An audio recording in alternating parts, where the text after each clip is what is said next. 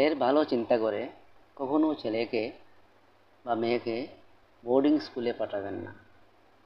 কারণ সে যখন তার শৈশবকাল কৈশোরকাল সব কিছুই আপনাকে ছেড়ে বাঁচতে শিখে নেবে, তখন কিন্তু বড় হলেও সে বলবে যে আমার ভালোর জন্য আপনারা আমাকে একা থাকতে দিন, আপনারা বৃদ্ধাশ্রমেই যান, এতদিন তো আমার ভালো চিন্তা করেছেন, তার জন্য আমাকে এতদিন বোর্ডিংয়ে রেখেছেন, এখন আমার ভালোর জন্য আমাকে রেখেই চলে যান। আমাকে একা থাকতে দিন, আমিও সুখে থাকবো।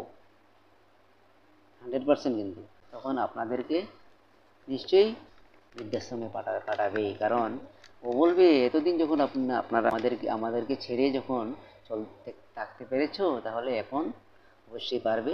এবং আমাকে বলে আপনারা যদি বৃদ্ধাশ্রমে যেতে না চান, তাহলে অবশ্যই ছেলেকে কিন্তু একা কখনো বোর্ডিং স্কুলে পাঠাবেন না। না পারলে আপনারা একটু ঘর ভাড়া করে ছেলের সাথে থাকবেন।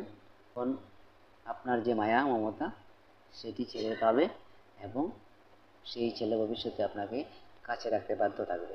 আপনার বাচ্চাকে খাওয়ানোর সময় আদর করুন, অন্য সময় কিন্তু একটু শাসনই রাখুন। কারণ সবসময় বকাঝকা করবেন না। বড় হলে বুঝিয়ে সুঝিয়ে কথা বলুন বাচ্চার সাথে। আর মা বাবার আদর তো ভিতরেই থাকে, বেশি কিন্তু দেখাতে যাবেন না, দেখালেই আপনাদের বিপদ। যখন সে বুঝে নেবে, তখন ছোটোবেলা যে আপনারা বকাঝকা করেছেন সেটি আর ওর মনে কাটবে না।